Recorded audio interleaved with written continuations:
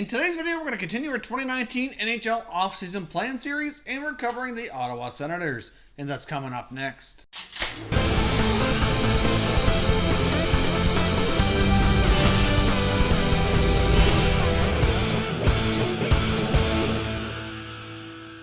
Welcome back to Top Shelf Hockey. If you're new to the channel, thanks for stopping by. We review and discuss all 31 NHL teams, so if you're a huge hockey fan, consider subscribing and clicking the bell so you don't miss anything.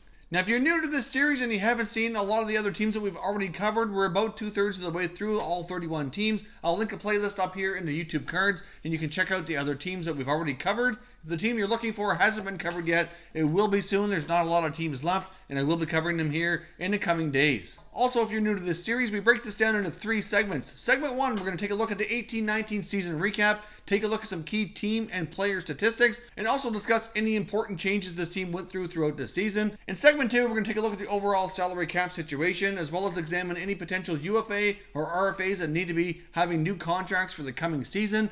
In the third segment, we're also going to take a look here at any changes we feel this team should make to get better and more competitive for next year. Now let's jump in here with the 18-19 season recap. Now, as you can see, the Ottawa Senators finished with a record of 29-47-6 for 64 points. 8th place or last in the Atlantic and team number 31 overall in the NHL. So it was not a good year in Ottawa. We saw a lot of significant changes, which we will touch on here momentarily. Taking a look at some of the key team metrics for the year, including special teams and goals for and against here. Special teams actually, I must say, did relatively well considering what they were able to put on the ice most nights. The power play clicked at 20.3% for 13th best. Of course, a lot of that came before a lot of the significant trades that we saw throughout the season. Of course, the PK was actually pretty decent as well, 79.2 for 23rd best, which really isn't awesome, but at the same time, like I said, considering what they had for a roster, this was not bad at all. Special teams actually exceeded my personal expectations, at least for this team. Goals for were okay, 242, 18th best in the NHL, so they certainly didn't have too much trouble putting the puck in the net. Goals against, on the other hand, was a major issue, and certainly the Achilles heel for this team. 302 against for dead last, 31st. So obviously moving forward, keeping the puck out of the net, which for most teams is already an ongoing effort, needs to improve drastically. Now let's take a look at some of their key player statistics, including goaltending and some of their top scorers. Now, their main goaltender again this year was Craig Anderson, who finished with a record of 17-27-4, a .903 save percentage, and a 3.15 goals against. Obviously, early in the year, Mike Condon was absolutely terrible and appeared to be battling some type of injury. He got sent down to the minors, went through waivers, never got claimed, ended up staying down there the rest of the year, rehabbing some injuries, something to do with his hip, wasn't quite clear exactly. I think he might have had a procedure to help correct it, or at least try to. But Condon never came back, so Anderson was playing way too much for long stretches, and they finally acquired Anders Nilsson from Vancouver after a while and did take off some of the workload, which certainly did help. He did okay, and Nilsson's a player we're going to discuss here in the next upcoming segment. The top scorers, though, on the other hand, is basically the best of what was left over after all the trades. Thomas Chabot led the way with 55 points. Chris Tierney, who came over in the Carlson trade, had 48. Brady Tkachuk had a pretty solid rookie season with 45. Bobby Ryan didn't do too badly, one of his better years recently at 42. And youngster Colin White kind of broke through as well, had himself a pretty solid year with 41 points. Now, speaking of changes, this team went through many of them. One of the biggest teardowns we've seen in recent NHL history. Let's take a look here at all the trades and changes they went through during the 18-19 season. This all got started during training camp. With Erik Karlsson being moved, the former captain and longtime defenseman, traded to the San Jose Sharks in exchange for Dylan DeMello, Chris Tierney, youngster Josh Norris, who just recently signed with the club, Rudy Balcers, as well as some draft picks as well. So overall, a decent haul. I know many thought they could have done better, but either way, at least the pieces they received are getting opportunities and doing okay with the club. Then later in the year, they traded Mark Stone to Vegas in exchange for Eric Brandstrom and Oscar Lindberg.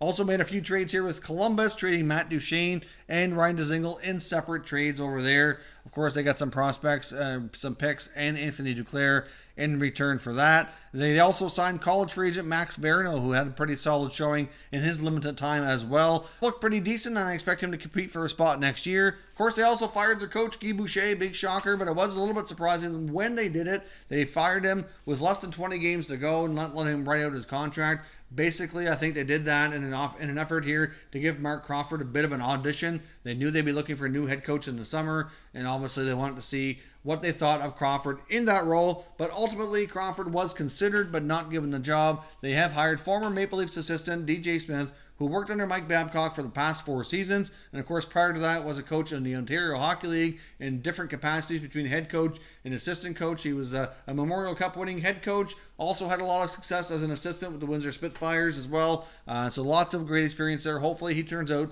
to be a good fit. There's lots of potential, at least I think, with that hiring. Now let's jump over to segment 2 and take a look at their cap situation and any UFAs and RFAs that need to be handled this summer as well.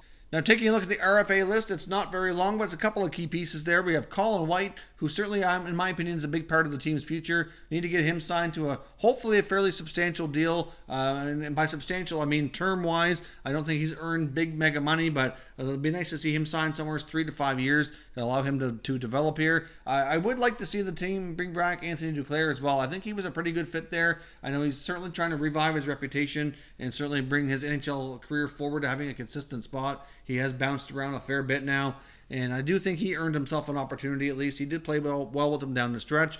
And then there's defenseman Cody Ceci, who they're rumored to be engaging in with a long-term contract negotiations. Personally, I'd rather see him sign short-term or trade it. Cody Ceci is not nearly as good as this team lets on. When you hear them talk about his abilities, it's really a lot of fluff. He's terrible in his own end. I watch this team quite a bit, as most of you probably know, and he looks lost out there in the defensive end most of the time. I'd rather see him shipped out of town. I think by anchoring themselves to him long-term will be a big mistake, but I guess we will see how they handle that. And the UFA list, they got Oscar Lindberg, Magnus Piervi, Brian Gibbons, and I do have Anders Nilsson on this list as that was created earlier today before it was announced that he has signed a 2-year extension with the Senators here, a little bit over $2 million. I believe the cap hit average for the 2 years is $2.6 million.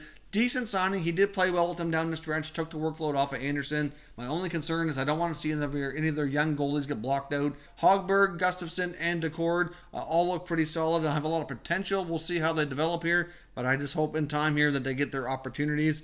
Taking a look now at their overall salary cap situation, they've got nothing but space here. They're going to have to spend some to get to the floor even. They have 14 contracts in place for next year for a grand whopping total of $42.5 million, which gives them $37.5 million in salary cap space. And obviously, like you see here, they have a few contracts that they need to put in place, but this team will have a lot of entry-level contracts, likely going to be the youngest team in the NHL next year, and they need to spend some money to get to the floor. Might be wise to see them take on a bad contract or two just to get the other assets and things that will likely come with it to help other teams out here, to help continue this rebuild. You need as many assets as you can get. They've done a pretty good job at acquiring them through trades and drafting, so we'll see here. This team does have a ton of potential to be way better in a few years if they're guided appropriately, and as these players come out of their entry-level contracts, can actually get paid appropriately instead of being traded, which has been the scene here in the trend for the past couple years. Now, like I said, this team is loaded with prospects, and many of them expected to jump into the NHL as full-timers next year and take on bigger roles.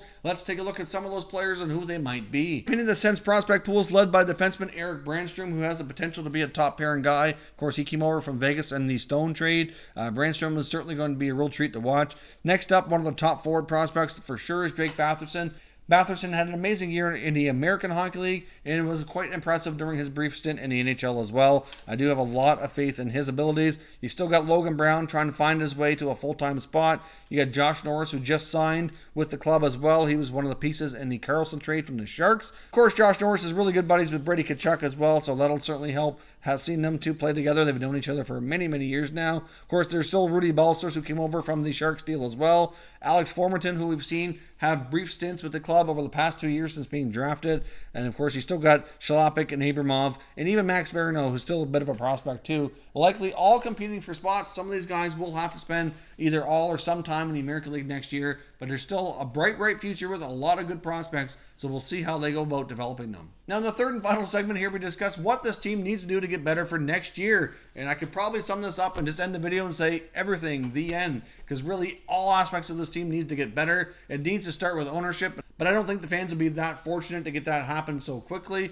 Obviously, Melnyk has really tore this team down to the bare bones, not only on the ice, but in the front office as well. So it would be nice to see them put some money into the team and not be scraping and clawing to get everything out of town and needs to be paid appropriately. Hopefully, my big concern longer term is as these players come out of their entry-level contracts, and as much as they look to be great quality players developing into top players, are they going to get paid or are they going to be traded? That's the big question, and many of the other fans, I'm sure, are thinking the same thing, and we need to see some good faith moves by this franchise to kind of restore a little bit of faith in the fan base for the franchise. Now, like I mentioned as well, Cody Ceci needs a new contract extension, and I really hope they don't anchor themselves to him longer term. He's an okay defenseman, but he's not nearly as good as he hear Senators management and coaches make him out to be. He gets lost in his own end a lot. I'd really like to see him either sign short term or maybe even traded. Either way, they need to move themselves away. But the only problem is they don't have a lot of right shot defensemen, so they're kind of stuck in a way. But anyways, I just hope they don't sign him to a bad contract, because I can see that being a strong possibility here. Obviously, they just signed Anders Nielsen as well. They need to take the load off of Anderson, which he's capable of doing. Hopefully, they can both play better than last year. Anderson has a history of having bad year, good year, bad year, good year. Hopefully, it's his turn for a good year, and he can certainly play better. But a lot of that has to be with the defensive play in front of him. Hopefully, the new coaching staff can get some better structure in place and certainly make that their jobs a little bit easier back there between the pipes. One big thing they can do this offseason as well, as I mentioned, talking about restoring faith in the fan base, is they can sign Thomas Chabot to a long-term extension. He's proven to be an absolute dynamic defenseman, easily can be their top guy right now and for the future. He is eligible for an extension entering the last year of his entry-level contract. It would be nice to see him sign a longer-term deal for a decent price tag to give the fans something to be happy about, to know that one of their top prize young players will be sticking around for an extended period of time. So we'll see how they handle that. It'd be nice to see it done sooner than later. Otherwise, everything else kind of relies upon the coaching staff to start taking these prospects and young players in the right direction. They don't have a lot of veterans on this team. They have a lot of young players, though, and they need to be guided and coached and developed appropriately.